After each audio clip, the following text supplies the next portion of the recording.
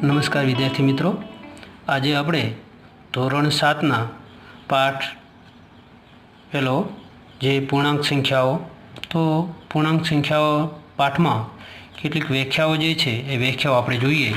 તો પહેલી વ્યાખ્યા જે છે પ્રાકૃતિક સંખ્યાઓ. તો આ તો તમને ખબર જ છે કે પ્રાકૃતિક સંખ્યાઓ કઈ કઈ હોઈ શકે. તો 1, 2, 3, 4 આમ જે છે અસંખ્ય સંખ્યાઓ એ પ્રાકૃતિક સંખ્યાઓ તરીકે ઓળખવામાં આવે છે. તો પ્રાકૃતિક સંખ્યાઓમાં સંકેત તરીકે જોઈએ તો તેના સંકેતમાં n વડે દર્શાવવામાં આવે છે. ત્યાર પછી બીજી પણ વ્યાખ્યા છે. તો આ જે પ્રાકૃતિક સંખ્યા છે એ અસંખ્ય સંખ્યાઓ છે. ઘણી વખત ખાલી જગ્યામાં પણ પૂછી શકે, તો એ અસંખ્ય સંખ્યાઓ છે.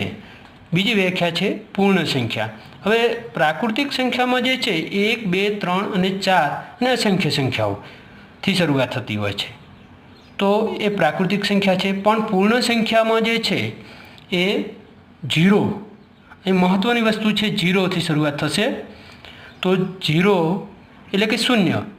1, 2, 3, 4, 5 અસંખ્ય સંખ્યાઓ એ પૂર્ણ સંખ્યાઓ તરીકે ઓળખવામાં આવે છે, જેને આપણે સંકેતમાં w વડે દર્શાવવામાં આવે છે.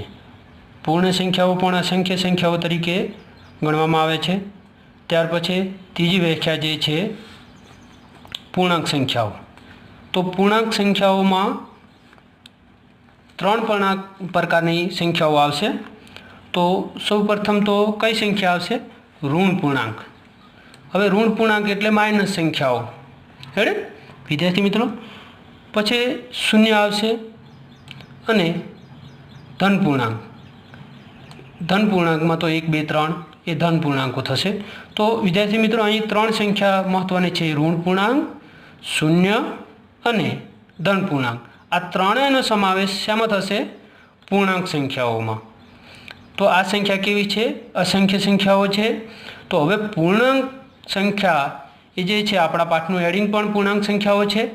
તો પૂર્ણાંક સંખ્યાની વ્યાખ્યામાં 3 પ્રકારની રકમો આવે છે, જે ઋણ પૂર્ણાંક, શૂન્ય અને ધન પૂર્ણાંકનો સમાવેશ થાય છે.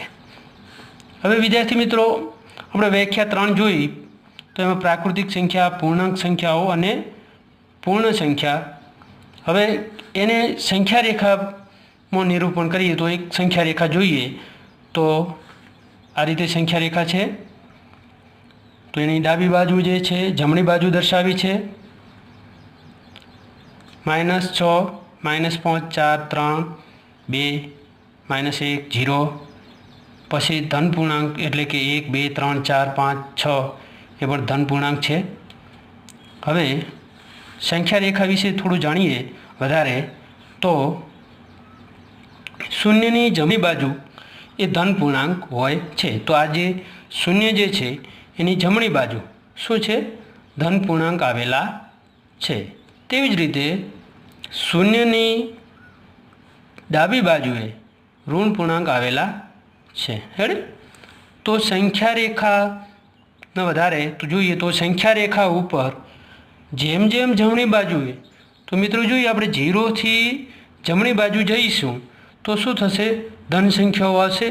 એટલે કે 0થી જમણી બાજુ જેમ જેમ જઈએ તેમ તેમ મોટી સંખ્યા થતી જાય છે, હેડે. તેવી રીતે 0ની ઉપર જેમ જેમ ડાબી બાજુ જઈએ તો વિદ્યાર્થી મિત્રો જોઈએ અહીંયા 0 છે ને ડાબી બાજુ જે છે એ ઋણ સંખ્યાઓ આવેલી છે. તો 0ની ડાબી બાજુએ જેમ જેમ જઈએ તેમ તેમ સંખ્યા કેવી થશે? નાની થતી જશે.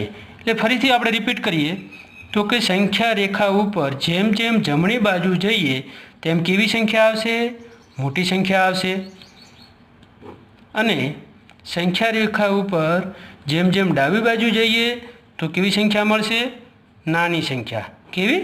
નાની સંખ્યાઓ.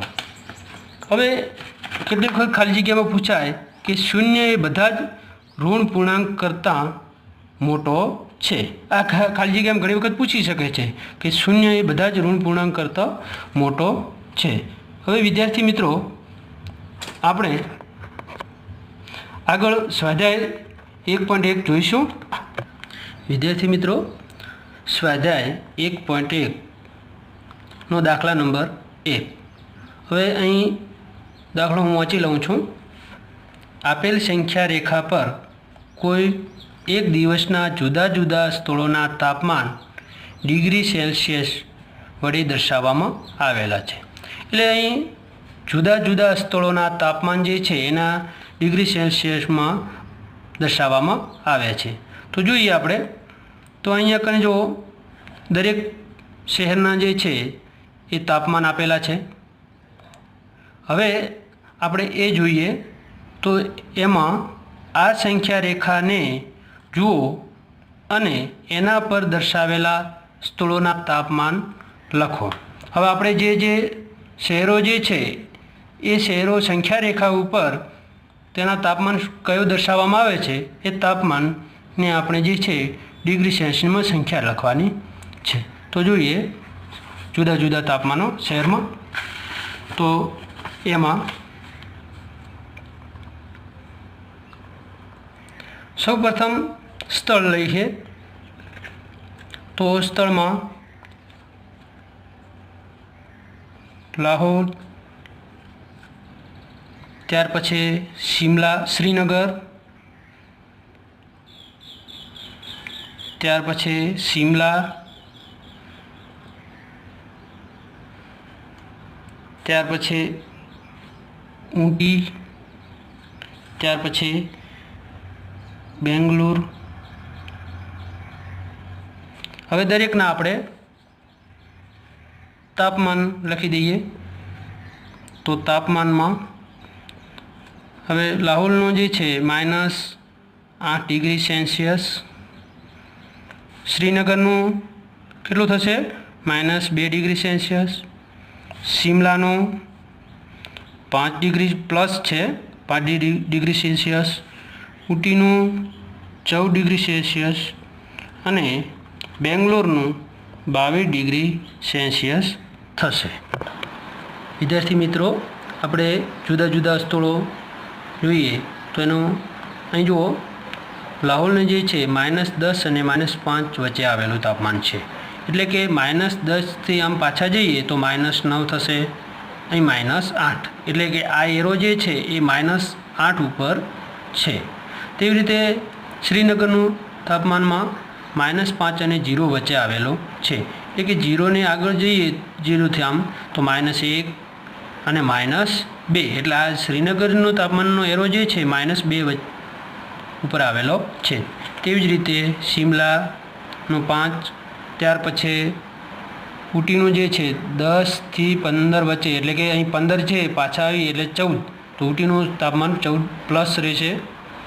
બેંગ્લોરનું 20 અને 25 છે એટલે અહીંયા જો 20થી 21 અને 22, એટલે કે બેંગ્લોરનું તાપમાન 22 થશે.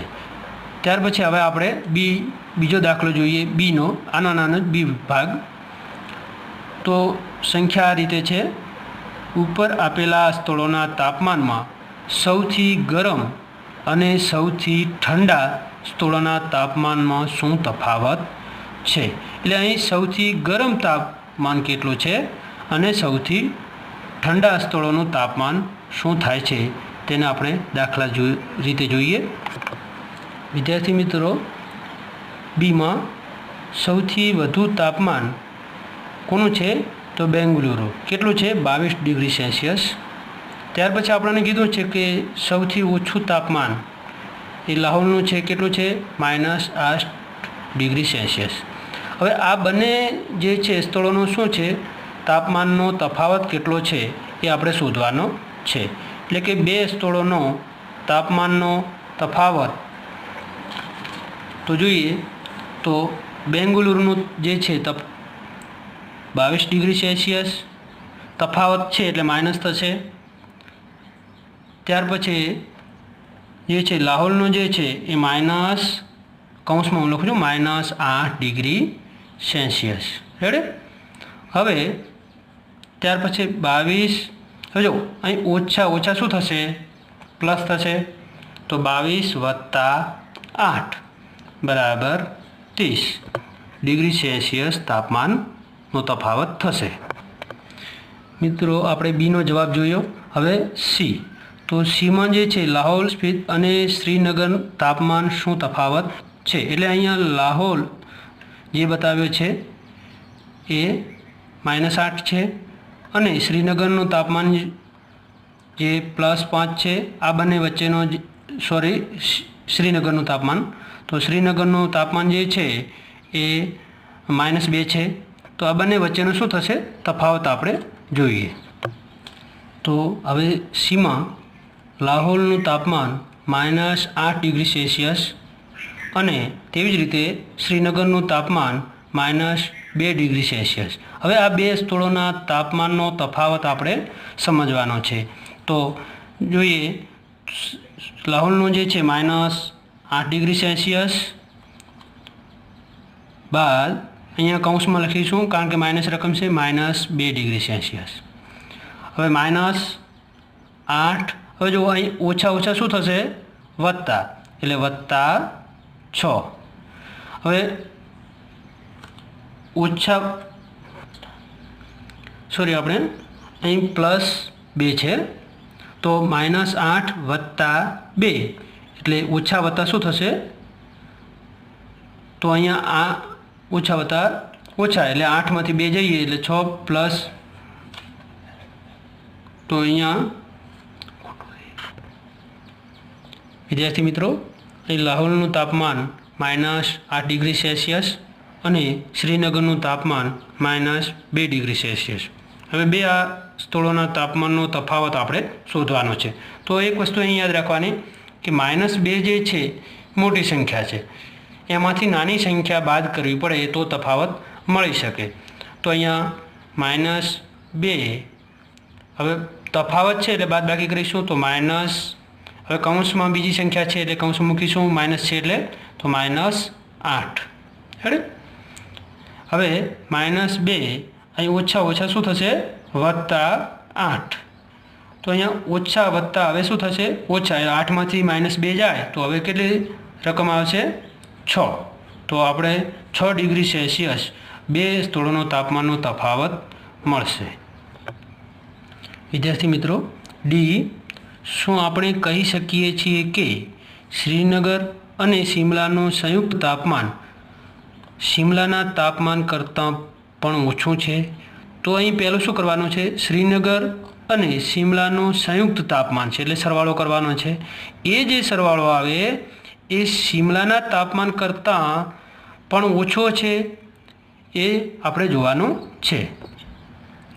જો શ્રીનગર અને શિમલાના તાપમાનનો સરવાળો, તો શ્રીનગરનું તાપમાન જે છે -2 ડિગ્રી સેલ્સિયસ પ્લસ શિમલાનું +5 છે, તો વત્તા ઓછા ઓછા એટલે કે 5માંથી -2 જાય તો +3 ડિગ્રી સેલ્સિયસ રહેશે.